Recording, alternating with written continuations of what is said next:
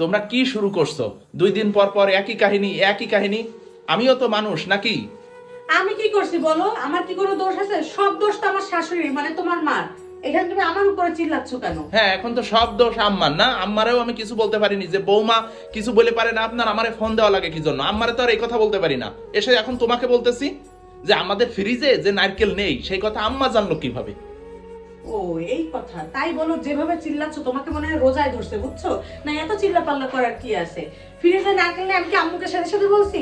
আম্মু কি কি ইফতারি করছে শুনছে, আমি বলছি যে ইফতারি করছি চিড়া দই চিড়া, সাথে জিজ্ঞেস করছে নারকেল ছিল না, আমি বলছি না নারকেল ছিল না।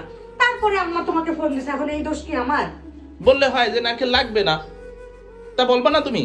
আমি বলছি আম্মা কি সেই কথা শুনে? আম্মার কোনো একটা কথা শুনতে যতক্ষণ অস্থির হইতে সময় লাগে না তার। এ রোজা রমজান মাসে কি সেই গ্রামে যাওয়া কি চারটেখানি কথা নাকি? দেখো নারকেল 5টা নারকেল পোড়ায় পাঠাইছে, সাথে আবার এই যে কচি নারকেল গুলো এখন পিস পিস করে পাঠাইছে চিড়ার সাথে খাওয়ার জন্য, অনেক মজা লাগে। হ্যাঁ, সেটা আমি জানি। আরো তুমি কি বলা করছে মাত্র জানো? আম্মা কি এ রোজা রমজান মাসে লোকজন পাচ্ছে না, আম্মা কই যে কাকে খুঁজে এনে নারকেল গাছে উঠায় নারকেল ই করে আমাকে ফোন দিচ্ছে। আরো কি করছে আমার শাশুড়ি, আমাকে এত ভালোবাসে সত্যি, আমার মাঝে মাঝে ভাবতেই অবাক লাগে আসলে কি আমরা শাশুড়ি বৌমা নাকি মা মেয়ে। আর কি কি পাঠাইছে? এত ভার কেন ব্যাগ? এই যে কাছে আসো না, আসলে দেখবা কিভাবে। এই দেখো কত মুরগি পাঠাইছে, এই দেখো সব মুরগির মাংস, আমি এখন আর খুলতে পারতেছি না, এত ভার। বাবা, ওরে কত মুরগি সর্বনাশ, পাঠাইছে। দেখো ওইটাই কি? এগুলাও মুরগি, এটাও মুরগি? মানে পুরা রোজার মাস শুধু মুরগিই খাবো এমন ভাবে মুরগি তাই তো পাঠাইছে। দেখতেছি। আর কি দেখো দেখো দেখো চিংড়ি মাছ, তারপর কি ট্যাংরা মাছ, এইগুলো আমি এখন আর খুলবো, দাঁড়াও হলো তো দেখি কি কি মাছ। এই দেখো রুই মাছ, মানে একবারে কেটে কুটে ধুয়ে এক প্যাকেটের ভিতরে পাঠাইছে। এই দেখো এই দেখো ছোট মাছও আছে এর ভিতরে, দেখো বেলে মাছ, পুঁটি মাছ, তারপরে কি এটা জানি কি মাছ বলে, আমি এত মানে মাছের হরেক নামও টাইপের জানি না। মাছ। হ্যাঁ মাছ মাংস দিয়ে। ও আচ্ছা, আর একটা বিষয় তো তোমাকে বলাই হয়নি। আবার কি বিষয়? নারকেল নাই। ঠিক আমার শাশুড়ি ফোন রাখার পর পরই আমার আম্মু ফোন দিছিল যে নারকেল নাই।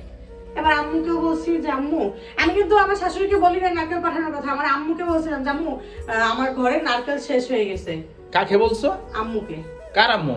আমার আম্মুকে। তুমি আমার আম্মুরে বলতে পারো, কিন্তু তুমি আমার শ্বশুর বাড়ি বলো কি জন্য যে আমাদের ঘরে ফ্রিজে নারকেল নেই? তা আরে আমি ওইভাবে বলি নাই, এমনি বলছি। আর এই দেখো আম্মু আমার ছোট ভাইকে দিয়ে কত বড় বড় 3টা নারকেল পাঠাই দিছে। না, আমি আম্মু সময় পাই নাই বলে পুরাই শোনো দিতে শোনো, পারে নাই। আমি বুঝলাম না, মানে শ্বশুর বাড়িতে নারকেল আসবে কি জন্য? আচ্ছা তুমি এটা খারাপ সেন্সে কেন নিচ্ছ? আমার মায়ের বাসায় অনেক গাছ আছে, নারকেল গাছ, সেখান থেকে নারকেল পাঠাতেই পারে।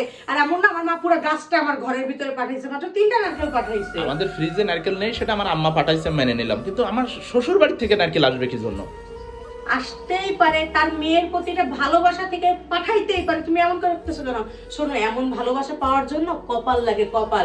যেমন আমার মা ভালোবাসে ঠিক আমার মায়ের মতন করে আমার শাশুড়ি ভালোবাসে।